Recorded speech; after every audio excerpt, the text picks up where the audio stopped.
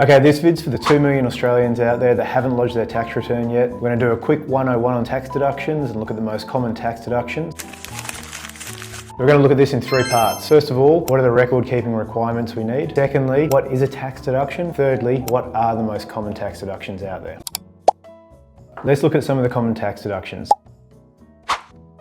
You can claim a tax deduction for the cost of buying a uniform and laundering that uniform where it has an employer logo. By employer policy, you need to wear it. Prime example right here.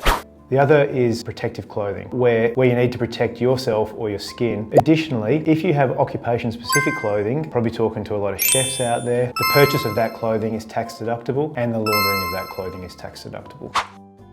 Generally speaking, that's linked to working from home, but you can't claim both working from home and all of your mobile, laptop, internet, those type of things. So you can certainly claim your mobile phone, however, you'll only be able to claim that portion of your cost which relate to business. Keeping a diary is the best way to do that. Now, generally we find that you're going to get a better tax deduction by claiming the actual cost method, so looking at your mobile phone, your laptop, so on and so forth, rather than just that hourly rate that the ATO prescribes. If you don't have the substantiation, just grab the hourly rate. At least it's going to increase your tax refund.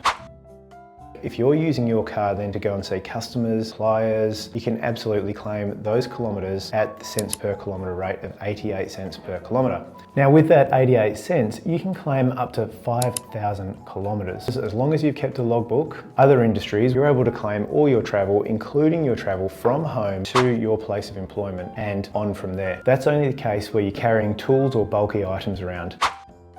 If you've spent time educating yourself during the year, that's going to help you in your role get a promotion, earn more money. You are able to claim a tax deduction for those amounts that you've spent on that education and the cost of driving to and from that place of education. Keep all of your receipts. You are able to claim that in your tax return. Now, in a lot of professions, you'll have some membership fees, union fees, or subscription fees connected to your employment. For example, I'm a CPA accountant and I spend an amount of money every year maintaining my membership with the CPA. Now, I can claim the cost of that membership in my tax return, which will help me increase my refund.